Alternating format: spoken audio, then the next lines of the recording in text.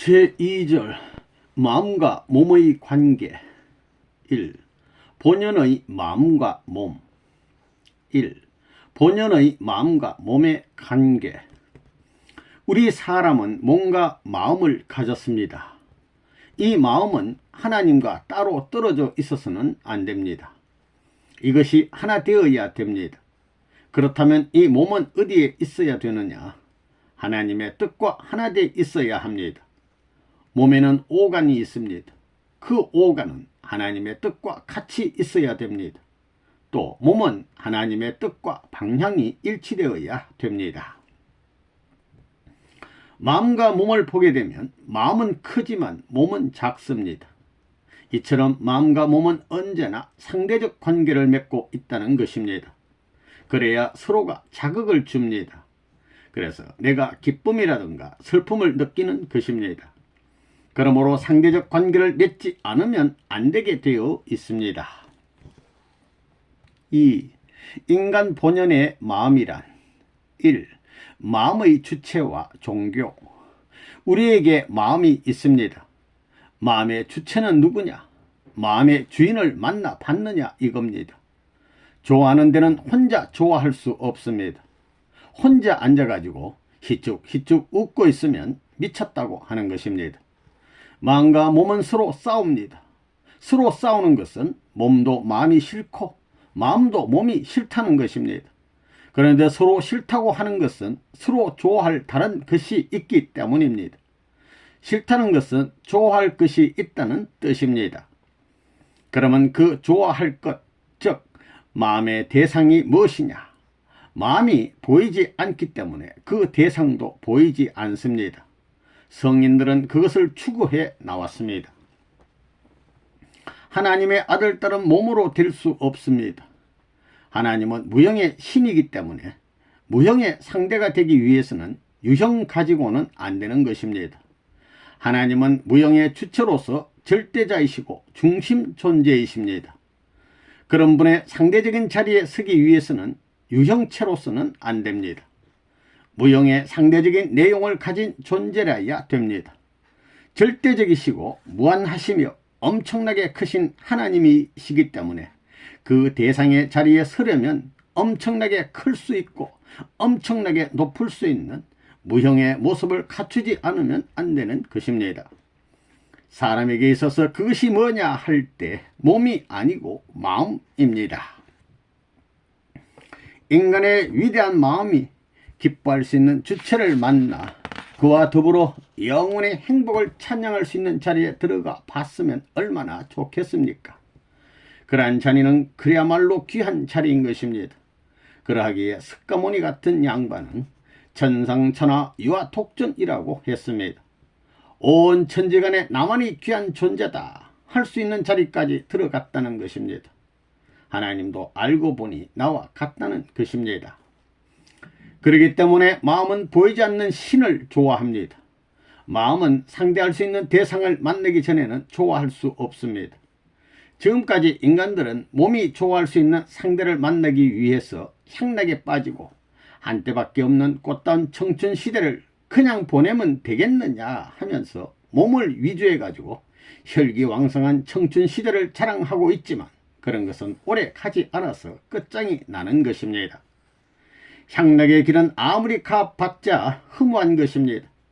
그렇지만 마음이 바라는 세계의 기쁨이라는 것은 맛볼 수도 없거니와 해보지도 못한다는 것입니다. 그렇다고 그것이 없느냐?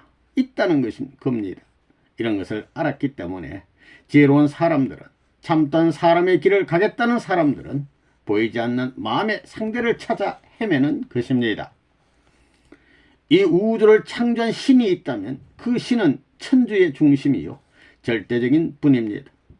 우리가 그 신은 내 마음과 상대하신다 이렇게 주장하지 않을 수 없습니다.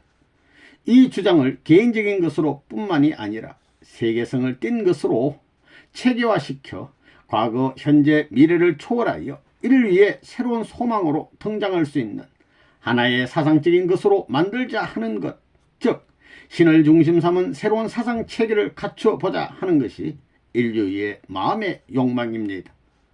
그 마음이 욕망하는 세계는 지금의 사회의 조직과 같은 형태의 세계가 아닙니다. 마음이 좋아할 수 있는 내적인 세계와 같은 조직적인 형태를 갖추는 일을 역사시대를 거치면서 해온 것, 다시 말하면 양심을 가진 인간들이 바라는 배경, 배후의 터전을 역사시대를 통하여 남겨나온 것이 무엇이냐 하면 종교라는 것입니다. 그 종교는 어느 한 민족에 귀결되는 것이 아니라 세계에 포함되는 것입니다. 종교가 한 민족 국가에서 생기긴 했지만 그 민족뿐만 아니라 민족을 넘어서 세계로 연결되는 종교의 형태로 발전하는 것을 우리는 보게 됩니다. 이 본연의 마음의 움직임, 옛날에 성현들이 가르쳐준 것은 마음을 중심 삼고 하늘을 공경하는 경천사상과 더불어 만민을 사랑하라는 것입니다. 하늘을 사랑하고 땅을 사랑하고 인간을 사랑하라고 가르쳤던 것입니다. 그러면 여러분의 마음이 하늘과 접할 수 있는 100%의 요소를 갖고 있고 세계 인류와 접할 수 있는 100%의 요소를 갖고 있느냐?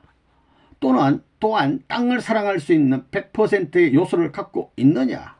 여러분 갖고 있습니까? 본심 자체를 분석해 보면 하늘을 사랑하고 땅을 사랑하고 인간을 사랑할 수 있는 본연의 마음이 있습니다. 이 본심은 아무리 없애려고 애써도 자동적으로 생기는 것입니다. 이러한 본심이 있기 때문에 역사적으로 이상세계, 즉 본향의 나라, 본향의 세계를 추구하며 나올 수 있었다는 것입니다. 그러므로 본심작용은 나로 말미암아 시작되는 것입니다. 아무개 하게 되면 그 사람의 간판만을 봅니다. 그러나 그 사람을 확실히 알려면 그 사람의 마음을 보아야 합니다.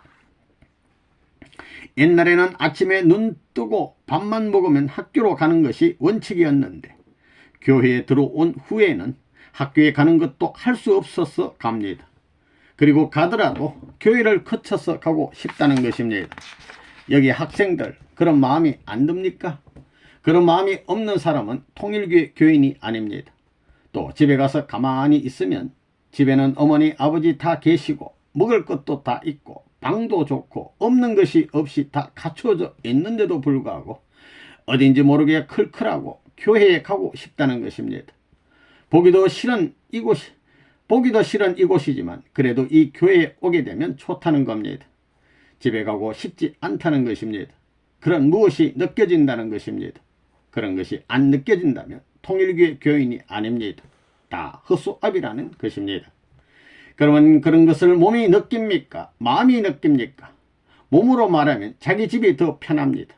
집에서는 먹는 것도 좋은 것을 먹지만 여기에는 깍두기밖에 없습니다. 김치도 있다면 형편없는 것이고 그것도 없어서 소금에 찍어 먹거나 총각김치 하나 가지고 밥 한 그릇을 먹으면서도 밥이 맛있다고 싹싹 긁어 먹는다는 것입니다.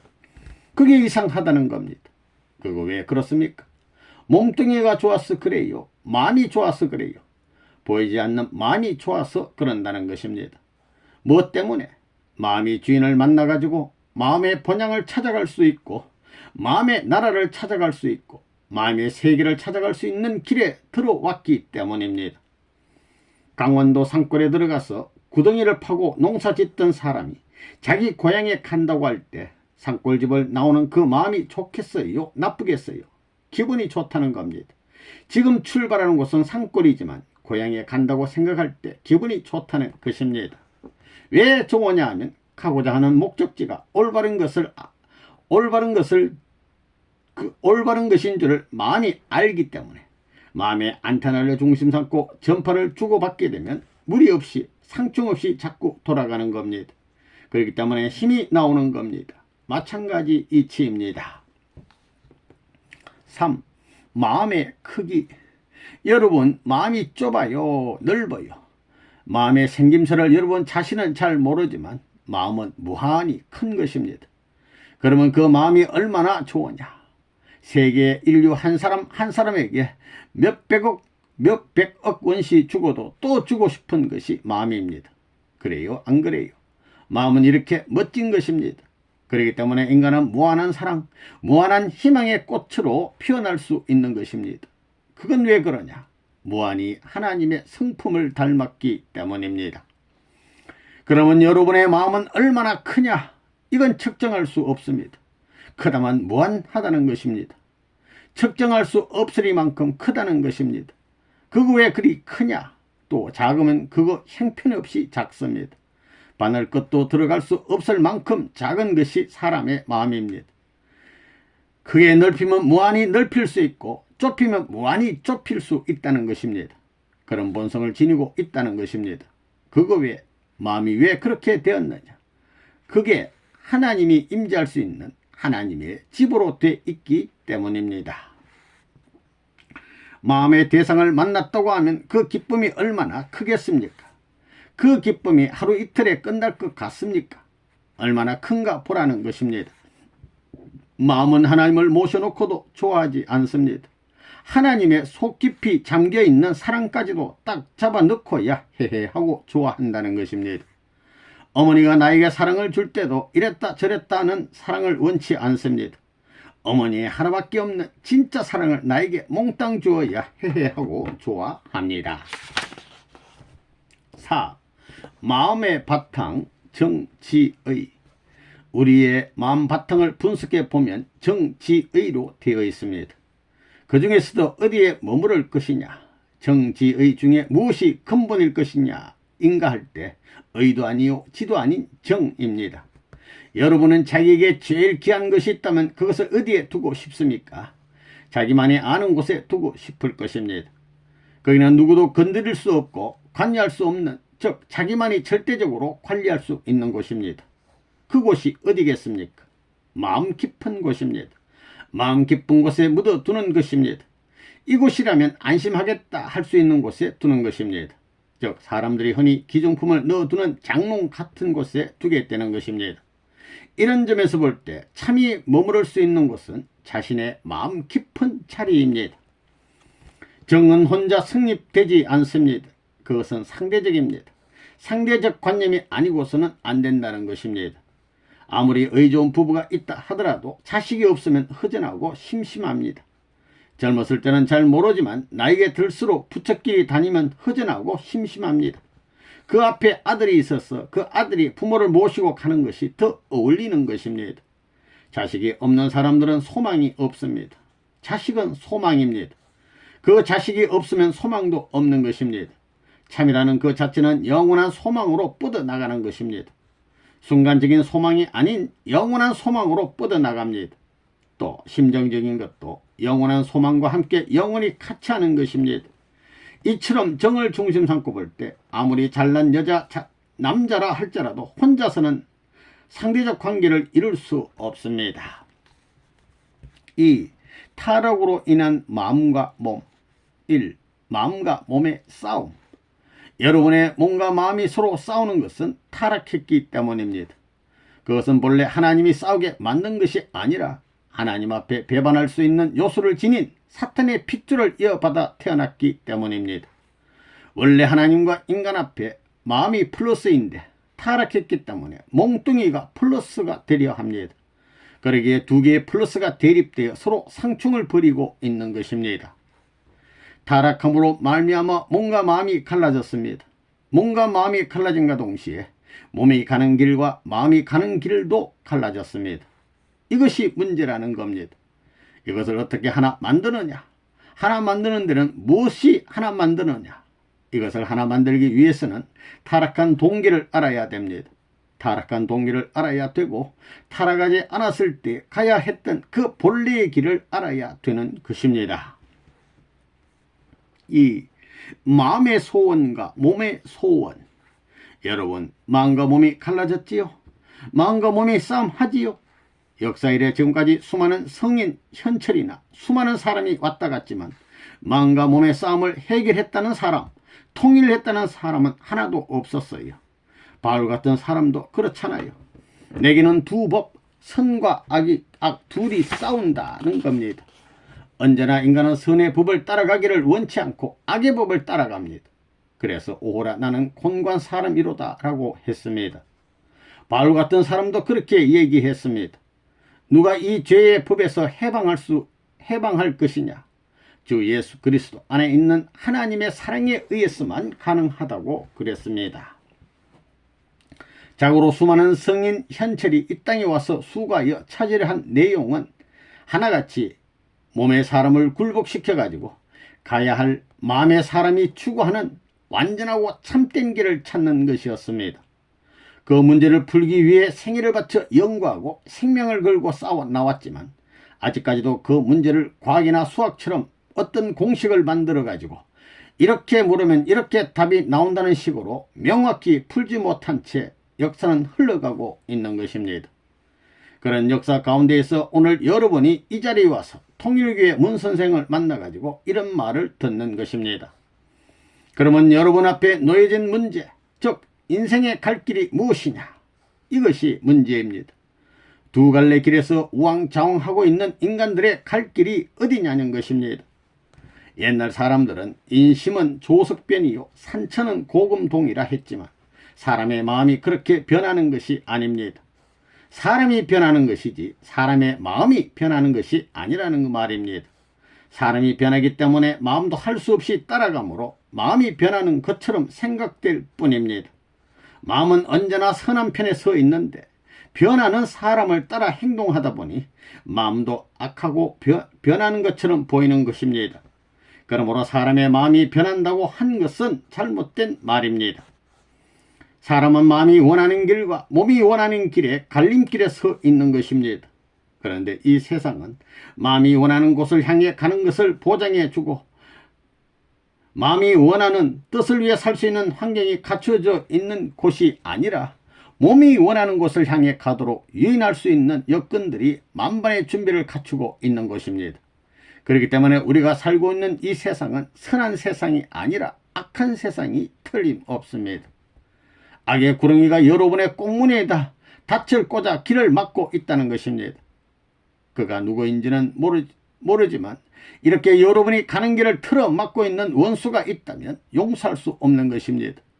몸이 원하는 대로 가다가는 말할 수 없는 함정에 빠져 인생의 갈 길을 꿈에도 생각하지 못하는 인생과 관계없는 금소 같은 처량한 운명에 봉착하게 되는 것입니다.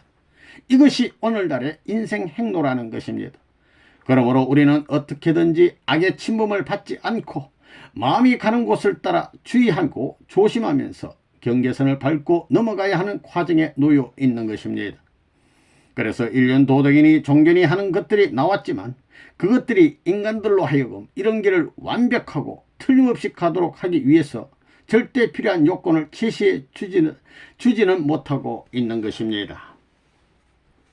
3. 육신 복귀 1. 타락된 결과의 육신과 영인체 1. 육신. 육신은 사탄이 활동하는 터전이요 악의 바탕이요 악의 뿌리입니다. 또 몸은 사탄 나라의 왕궁입니다. 피와 살이 원수 사탄의 요소를 이루고 있습니다. 그리고 몸은 일생을 동반하여 생활을 조절하여 나옵니다. 2. 영인체. 심령은 하나님의 나라를 지향합니다. 양심은 하늘나라의 초소입니다. 마음은 영혼을 동반하여 생애를 조절하여 나옵니다. 이 타락된 육신의 성향. 육적인 면이 항상 영의 길을 기꺼이 따르려고 하지 않습니다. 마음과 몸은 우리로 하여금 육적 요구를 추구하게 하기 위해 자극하고 자기를 위하라고 합니다. 또한 몸뚱이는 자꾸 올라가려 하고 교만하려고 합니다. 먹여주면 자꾸 더 먹으려 하고 쉬게 해주면 자꾸 더 쉬려고 합니다.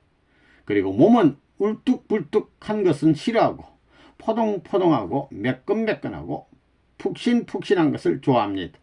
또 머리 숙이는 것을 싫어하고 희생봉사를 싫어합니다. 3. 마음과 몸의 힘의 비율.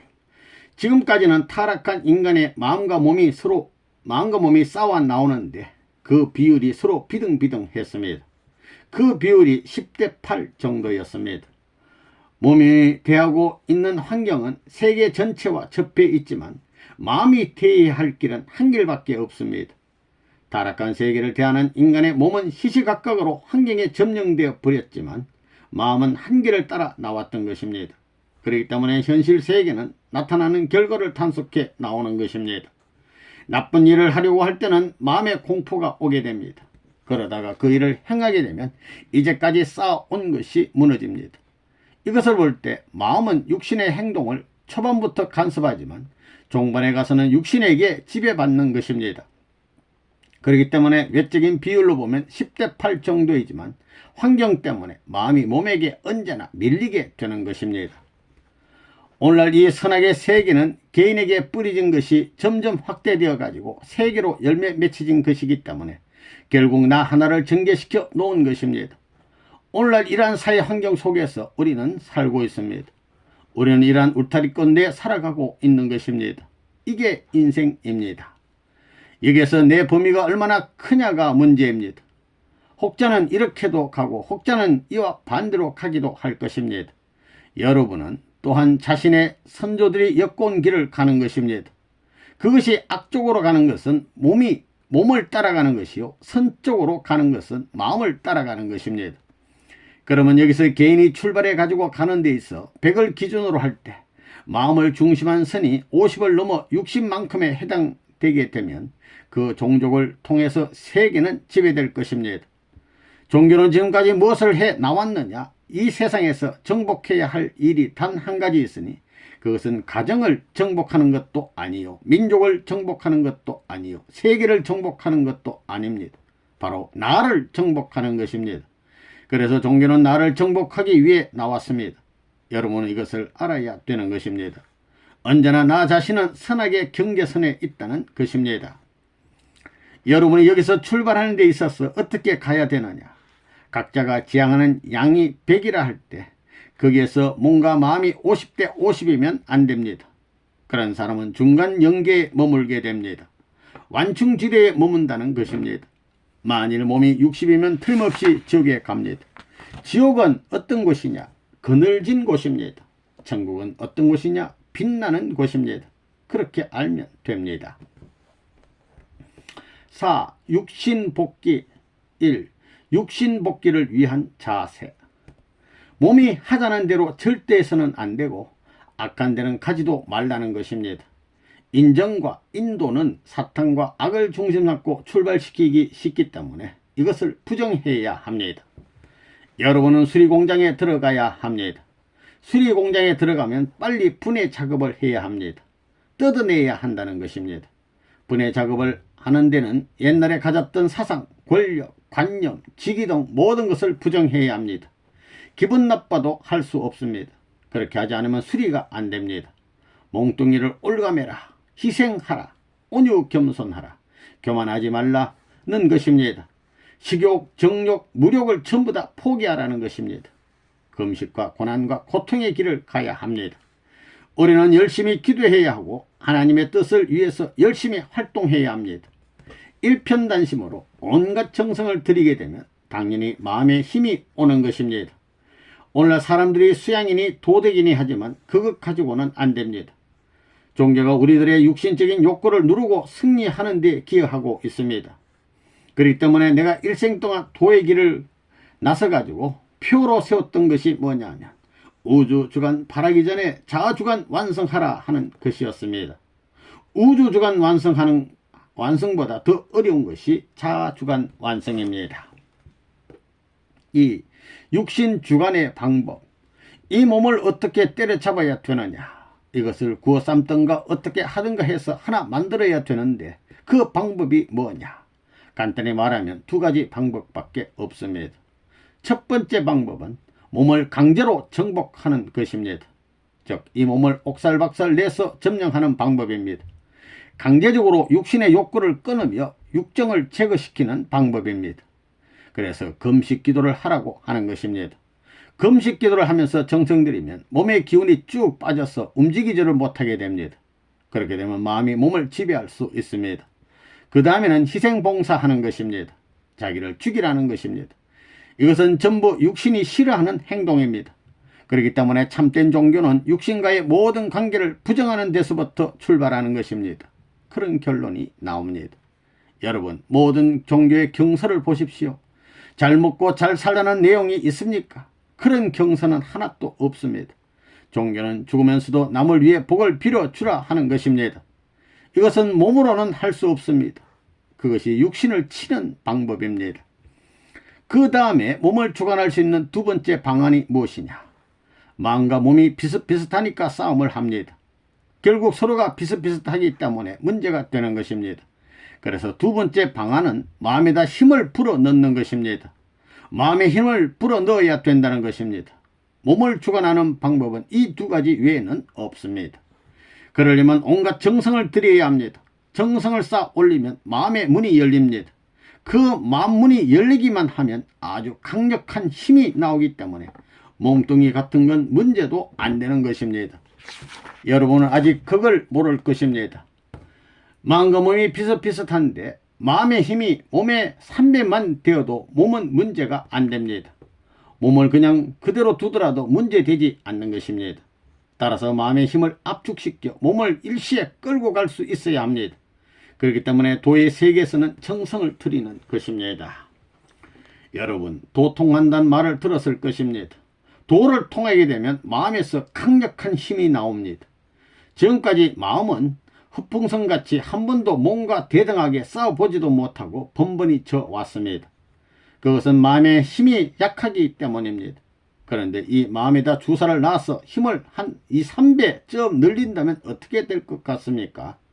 그러면 몸을 끌고 가는 것 정도는 문제가 안 될 것입니다. 열심히 끌면서 갈 수 있는 것입니다. 자동차 튜브에다 공기를 강하게 불어넣으면 크게 부풀어 오르는 것과 같이 마음에도 힘을 강하게 집어넣으면 힘이 강하게 되겠지요. 그렇게 되면 몸이 하자고 하는 것을 생각만 해도 아주 기분이 나쁘다는 것입니다. 도를 통한 사람은 마음에 강력한 힘이 옴으로 말미암아 그냥 그대로 놔두더라도 몸은 마음이 하자는 대로 한다는 것입니다. 마음의 힘의 원천은 사랑입니다. 그러니까 마음이 주고받아서 생기는 폭발적인 힘을 하나님께서 연결만 시키면 그것은 몇 배, 몇백 배, 몇천 배도 통일할 수 있는 것이요. 세계 만민이 고대하던 소망을 성취할 수 있는 것이요. 영원히 함께 살 수 있는 동시에 천국도 내 것으로 만들 수 있는 것입니다. 그 비결이 바로 사랑입니다. 사랑은 통일을 향해서 올라가는 성강기이며 통일을 이룰 수 있는 절대적인 비결인 것입니다. 이렇게 해서 마음에서 사랑의 힘을 복귀시켜야 합니다. 그렇기 때문에 종교에 취하게 되면 기쁨이 오는 것입니다. 여러분, 미친 사람이 혼자 웃지요? 미친 사람도 웃는데 하나님과 사랑에 미치면 얼마나 웃겠느냐 말입니다. 웃어도 자꾸 웃음이 나와서 입이 말려 들어갈 것입니다. 눈을 감아도 기분이 좋고 눈을 떠도 기분이 좋고 천년만년 살아도 기분이 좋다는 것입니다. 여러분에게 그런 사랑의 힘이 생긴다면 대본의 세포 전체가 전기에 통하는 것처럼 한꺼번에 그 사랑에 귀결되어 가지고 그 품에서 춤을 추게 될 것입니다. 그 춤은 자기 혼자 추는 것 같지만 세계가 거기에 박자를 맞추게 되어 있습니다. 그래서 그런 힘을 보강하기 위해서 여러분들이 정성 들여야 하는 것입니다. 그래가지고 본향, 즉 타락의 한계선 이상 올라가서 완전히 마이너스가 되면 여기에 완전한 플러스가 오게 됩니다. 오지 말라고 해도 자동적으로 온다는 것입니다. 이와 같은 두 가지 방법 외에는 몸뚱이를 조정할 방법이 없습니다. 그래서 하나님께서는 몸의 지배를 완성하기 위해서 이런 작전을 펴 나오고 계시다는 것을 확실히 알아야 되겠습니다. 몸과 마음의 싸움을 정지시켜야 비로소 천국이 벌어집니다. 그러므로 몸을 마음대로 끌고 다닐 수 있는 사람을 만들자는 것입니다. 몸과 마음의 비율이 5대5가 되니 피장파장이기 때문에 싸움이 벌어지는 것입니다. 몸을 제재하기 위해 마음을 10배 정도 펌프질해서 고압으로 압축을 강하게 불어넣어 몸과 마음의 비율을 5대50 정도로 정하라는 것입니다. 그러면 몸이 마음 앞에 꼼짝 못하는 것입니다. 마치 어른 몸에 어린이가 달렸더라도 끌고 가는 것과 마찬가지입니다. 깨구리가 전기에 통하게 되면 깨구리 사지를 벌리는 것처럼 그 힘만 얻게 되면 가만히 있더라도 세포가 터져나가는 것과 같은 힘이 생겨나는 것입니다. 3년 동안만 몸과 마음이 하나 될 수 있다 하고 나가면 하나님은 반드시 여러분 앞에 나타나 역사한다는 것입니다. 알게 나타나고 다 꼼짝 못하게 인도한다는 것입니다. 우리의 영혼을 하나님이 역사하실 수 있는 토대가 되도록 해야 합니다. 5. 육신을 주관하면 하나님이 임재. 여러분의 육신이 사탄을 따르지 않는 습성을 가지게 되면 여러분은 완전히 새로운 존재임을 알게 될 것이며 새 사람이 되어서 하늘로 향하게 될 것입니다. 하늘은 역사하시게 되고 우리는 내부에서 거대한 힘이 솟아오름을 느끼게 되는데 그것을 뭐라 할까? 우주력이라 할까? 전체를 규합시키고 주관할 수 있는 자제력이 생긴다는 것입니다. 그런 힘이 생기게 되면 힘으로 볼 때에는 상대가 없습니다. 이때는 하나님이 우리 안에 역사하시고 우리 안에 거하시려 하는 것입니다.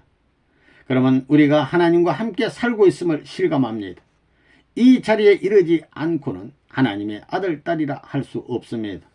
이렇게 되면 만일 여러분이 나쁜 냄새를 맡게 되면 먼저 골치가 아파옵니다. 또 어디 가려고 하면 다리가 천근만근이 됩니다. 벌써 몸이 먼저 아는 것입니다. 이 몸이 곧 성전입니다.